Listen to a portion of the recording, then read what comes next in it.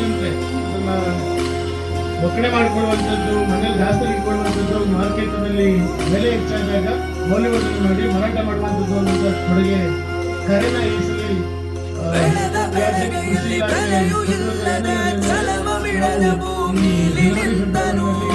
ಬೆಂಗಳೂರು ಪಡೆದಿರುವಂಥದ್ದು.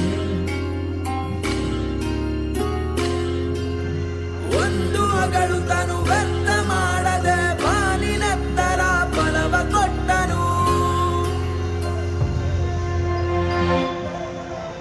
ಅನ್ನದಾತ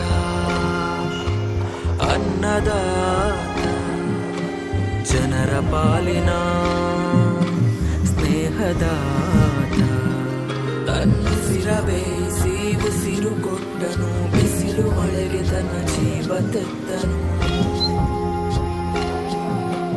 ನೀರು ಇಲ್ಲದೆ ನೆರಳು ಇಲ್ಲದೆ ಬೆಳೆಗೆ ಕಾಯುತ್ತಾ ಸೂರು ಬಿಟ್ಟನು. ಸಿರಿಧಾನ್ಯ ಬಳಸಿ ಸಿರಿಧಾನ್ಯದಿಂದ ಹೆಚ್ಚಿನ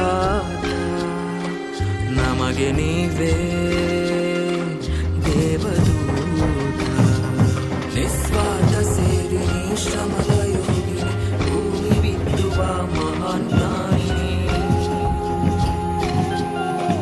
ಮುಷ್ಟಿ ಬೀಜವ ರಾಶಿ ಮಾಡಿದೆ ರಾತ್ರಿ.